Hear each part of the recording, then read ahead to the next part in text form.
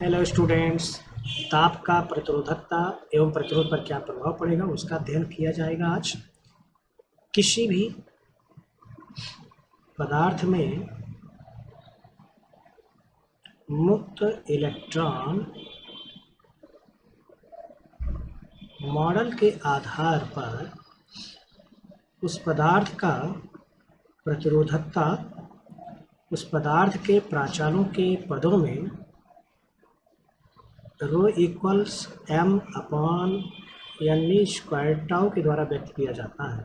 यम electron का द्रव्यमान है और ई इलेक्ट्रॉन का आवेश है।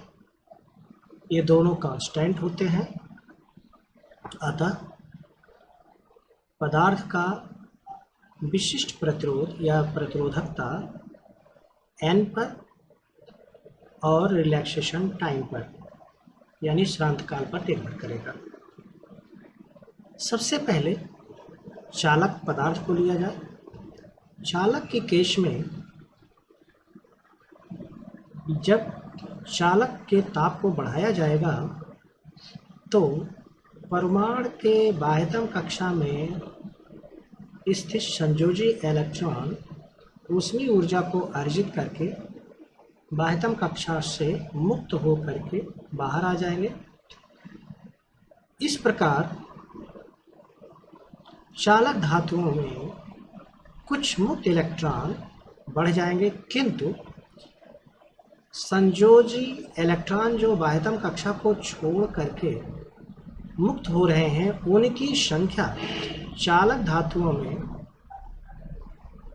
10⁻28 पर मीटर क्यूब जो नंबर डेंसिटी है अर्थात संख्या घनत्व है उसके सापेक्ष बहुत कम होगी।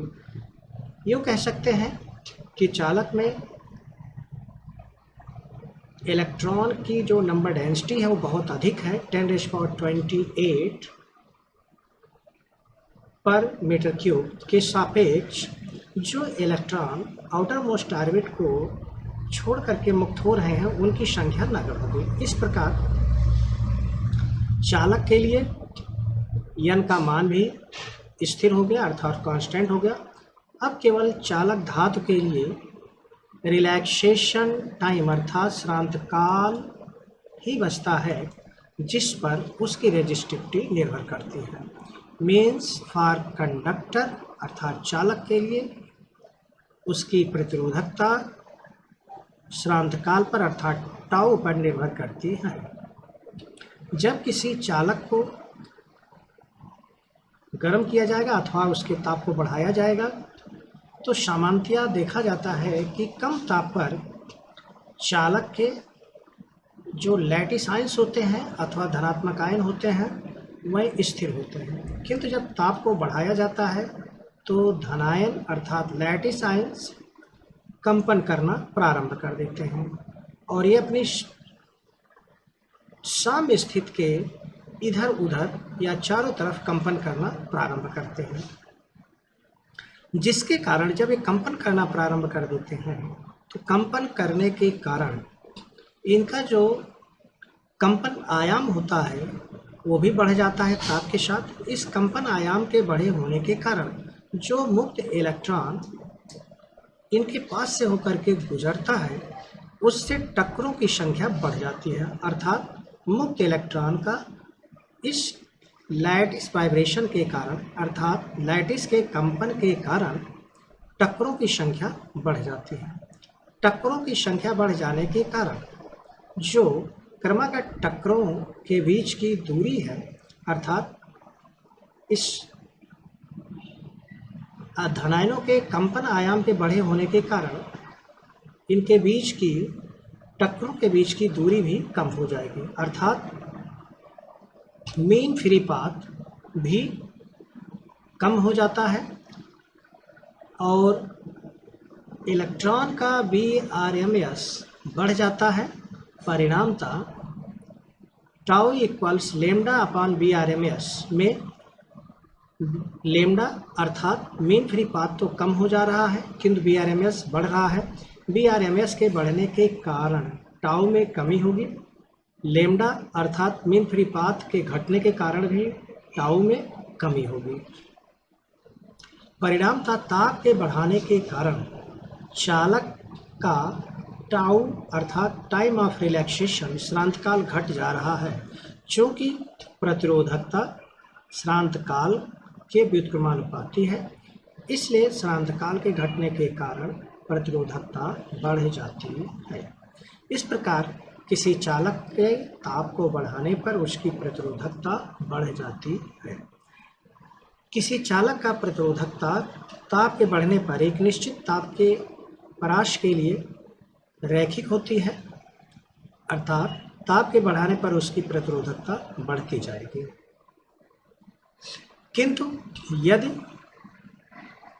चालक पदार्थ के स्थान पर अर्धचालक पदार्थ है, अर्धचालक में भी प्रतिरोधकता निर्भर करेगी number density of free electrons और टाउ पर। अर्धचालक को जब ताप बढ़ाया जाता है तो अर्धचालक में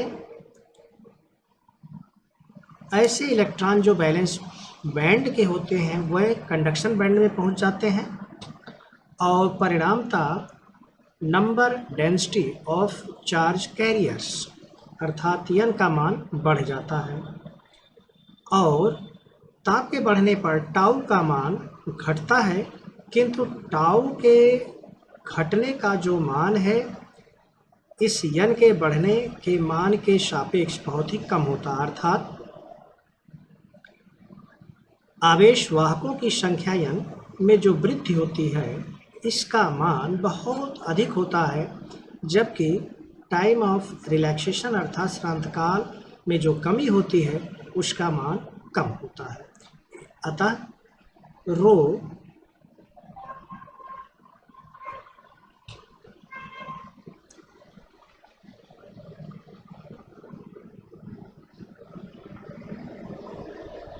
n के मान के बढ़ जाने के कारण कंडक्टिविटी बढ़ जाएगी। कंडक्टिविटी के बढ़ने के कारण प्रतिरोधकता उसकी कम हो जाएगी और रिलैक्सेशन टाइम भी घट जाएगा। रिलैक्सेशन टाइम के घटने का जो मान है वो n के सापेक्ष बहुत ही कम होता है, इसलिए जो इफेक्ट है वो केवल n का होता है, यानी नंबर डेंसिटी का होता है। Number density of charge carrier becomes very large, hence it's conductivity increases, therefore resistivity decreases. अतः किसी अर्धचालक में जो आवेशों का संख्या है अर्थात स्मॉल n का मान बहुत अधिक हो जाता है, परिणामतः उसकी चालकता बढ़ जाती है और उसकी प्रतिरोधकता घट जाती है। किसी भी अर्धचालक की रेजिस्टिविटी का जो कमी होती है वो चरघातांक के रूप में घटता है। उसके बाद आता है एलॉय अर्थात मिश्र धातुओं में भी ताप के बढ़ाने पर रेजिस्टिविटी बढ़ती है, किंतु इसका बढ़ने का मान बहुत ही कम होता है, इसलिए इनमें परिवर्तन बहुत कम होता है। रेजिस्टिविटी में बहुत कम परिवर्तन होने के कारण ही मिश्र धातुओं का प्रयोग जैसे कॉन्स्टेंटाइन, मैग्नीन, यूरेका इन सब का प्रयोग रेजिस्टेंस बॉक्स को अर्थात प्रतिरोध बॉक्स के बनाने में प्रयोग किया जाता है। नेक्स्ट है सुपर कंडक्टर। 1911 में ओन्स ने इसकी खोज किया था और उन्होंने मरकरी का ताप के साथ प्रतिरोधकता पर क्या प्रभाव पड़ता उसका अध्ययन कर रहे थे और उन्होंने देखा कि जब टेम्परेचर को घटाया जाता है तो रेजिस्टिविटी उसकी घट रही थी, किंतु एक ऐसे ताप के निश्चित मान पर उसकी प्रतिरोधकता शून्य हो जाती है और जिस ताप पर प्रतिरोधकता शून्य हो जाती है उसको ट्रांजिशनल अर्थात क्रांतिक ताप क्रिटिकल टेम्परेचर कहते हैं और इस घटना को सुपर कंडक्टिविटी अर्थात अतिचालकता कहते हैं और इस प्रकार के पदार्थों को अतिचालक कहते हैं। Okay, thanks. साथ ही साथ जब रेजिस्टिविटी घटती है तो रेजिस्टिविटी के घटने के कारण प्रतिरोध भी घटता है और जब रेजिस्टिविटी बढ़ती है तो प्रतिरोध भी बढ़ता है, इसलिए ताप के बढ़ाने पर रेजिस्टिविटी चालक की बढ़ती है, प्रतिरोध भी बढ़ता है। सेमीकंडक्टर अर्थात अर्धचालक की रेजिस्टिविटी ताप के बढ़ने पर घटती है, इसलिए इसका प्रतिरोध घटेगा और एलॉय की प्रतिरोधकता बहुत ही कम बढ़ती है, इसलिए इसका प्रतिरोध भी बहुत ही कम बढ़ता है। Okay, thanks for watching the video.